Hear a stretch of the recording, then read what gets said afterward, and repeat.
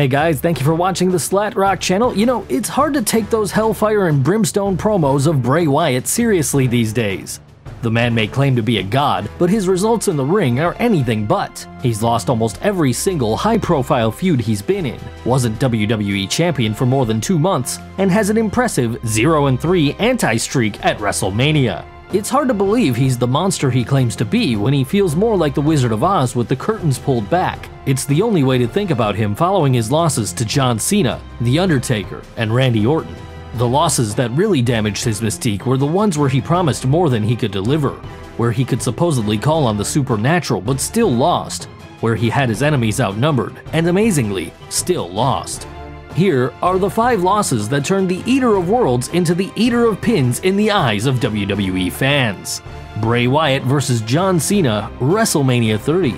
Wyatt had the chance to make an impressive statement about how truly special he was with this WrestleMania debut. He was stood in the ring with the eternal golden boy of WWE, John Cena. Wyatt was the supervillain looking for a hero to bring to their knees. A young, up-and-coming blue chipper headed into the biggest match of his career. The build-up to the match between Wyatt and Cena revolved around the new face of fear trying to get Cena to embrace the hate and bring out his dark side. He promised that he would leave Cena forever changed, which was a transformation that never happened. Cena resisted the call of the dark side, refusing to take out Wyatt with a steel chair, and instead finishing Wyatt off in a clean match free from controversy. Cena may have had to fight off the other members of the Wyatt family, Eric Rowan and Luke Harper, but he still won the match.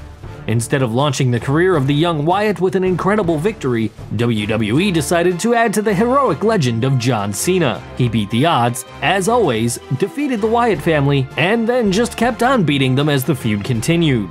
The Wyatt Family vs. John Cena, Raw, April 21st, 2014. Cena went over Wyatt once again in a last man standing match at the Payback pay-per-view of 2014.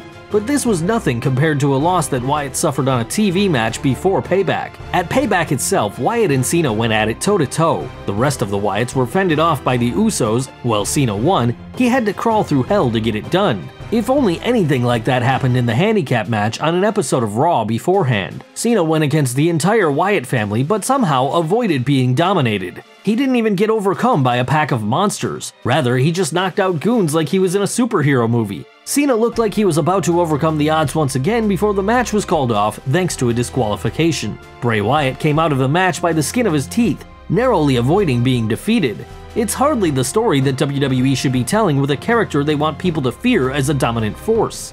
The Wyatt Family vs. the Brothers of Destruction, Survivor Series 2015. Bray may have lost to The Undertaker at WrestleMania, but it had nowhere near as much of an impact on his career as his Survivor Series match later that year. Only Vince would have to tell why Brock Lesnar and Roman Reigns had the honor to defeat Taker at WrestleMania. When Bray Wyatt teamed with Luke Harper to face Undertaker and Kane several months later, it left Bray falling from a much greater height.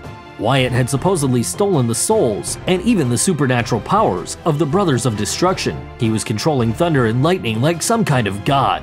Not that the powers of fire and lightning could save him from WWE booking, Wyatt and Harper fell like the 2 mortal men they were against the aging demonic brethren. Survivor Series would go on to be a celebration of The Undertaker. There is plenty of pomp and circumstance as it was the 25th anniversary of his WWE debut. He even got a long entrance even by Undertaker standards, and shared a special moment with Kane following the match as both men held their fists high as they bathed in blue light. Wyatt was a minimal part of the proceedings at best, serving as a guy for the legends to walk all over on their way to where they were going. Not even supernatural powers can grant the Eater of Worlds a victory. Bray Wyatt vs. Kane, Backlash 2016. Bray and Kane had one of the most baffling impromptu matches ever at Backlash last year. There was absolutely no reason for him to fall short in the end. Wyatt was just beginning a feud with another big star in Randy Orton. The Apex Predator was apparently too injured to compete, so Wyatt would assault him backstage to write him out of the match. Not that the match was called off, Orton was just replaced by Kane for a no-holds-barred match. It's true that Orton helped cost Wyatt the match by distracting him, but the 49-year-old Devil's favorite demon had been dominating much of the match before then anyway. Needless to say, it pushed Wyatt in the entirely wrong direction. Wyatt actually debuted his character on the main roster in a victory over Kane at SummerSlam 2013. You'd expect that he might become more dangerous and powerful in the intervening 3 years. Instead, he lost to the first person he ever defeated. The rest of the pay-per-views that year revolved around reshaping the landscape at SmackDown. Other up-and-coming superstars managed to walk away with victories, including AJ Styles, Becky Lynch, Heath Slater, and Rhino.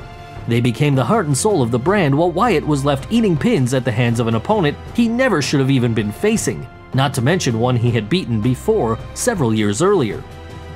Bray Wyatt vs. Randy Orton, WrestleMania 33. Wyatt did more than just attack Randy Orton physically at WrestleMania 33, he also tried attacking him mentally. The face of fear changed the face of the mat to show ringworms, insects, and other horrific imagery in an attempt to hold on to the WWE Championship. Needless to say, the Viper was unfazed and his plan failed. None of the mind games heading into the match did anything to slow Orton down, nor did any of Bray Wyatt's mystical powers. Randy Orton, the mortal man, had very little trouble taking out the supposed superhuman Bray Wyatt. The loss brought Bray Wyatt's anti-streak at WrestleMania to a grand old 0-3 and brought an end to his short-lived 49-day title reign. Wyatt was treated as a transitional champion rather than being given the chance to really transcend and make the title his own. It derailed the Eater of Worlds and undermined any effect that his supposed magic powers supposedly had. Just a few months later, and Bray Wyatt is back to being the boogeyman looking for that one career-defining victory. Well guys, that's our list. Can you think of any other career-defining losses that Bray Wyatt suffered that we might have missed? Please, by all means, let us know in the comments below. If you like this video, don't forget to hit that subscribe button for more videos just like this one, and hit that bell icon to get notified every time we post a new video. You can follow us on Facebook, Twitter, and Google+, and as always, thanks for watching.